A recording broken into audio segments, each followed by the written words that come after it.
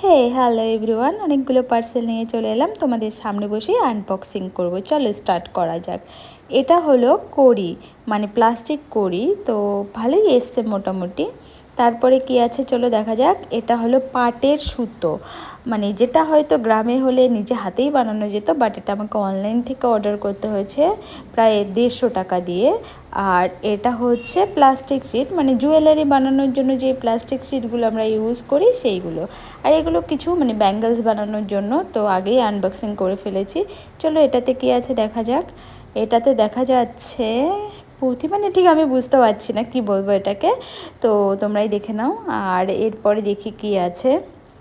আচ্ছা, এটাতে কাঠের সেই মানে কি বলবো, এটাও কাঠের বল টাইপের, বাট এটাতে আমি ঠকে গেছি। যতগুলো অর্ডার করেছি তার অর্ধেকও আসেনি, বাট টাকা পুরোটাই চলে গেছে। এই একটাই পার্সেল যেটা আমার একদম ঠকে গেছে। আর এগুলো হলো ক্লে। চলো ক্লে তো সবাই দেখোই, জানোই, এটা মানে ঠিকঠাকই ছিল। তারপরে কি আছে চলো দেখা যাক নেক্সট। ক্লেগুলো দেখে ফার্স্টে আমি ভাবছিলাম ভীষণ ভারী হবে, বাট অনেক হালকা। এটা কি আছে চলো দেখি। ও পমপম লেস। এই পমপম লেসগুলো ফার্স্টে আমি মানে ভালোভাবে নিয়েছি, বাট এটাতেও একটু ঠকে গেছে মনে হচ্ছে, কারণ মাল্টি কালার ছিল আর কালারগুলো ভালো ছিল না। তো আমার পুরো পার্সেল খোলা হয়ে গেছে, তোমরা দেখে নাও কেমন লাগলো ভিডিওটা। ভালো লাগলে লাইক করো।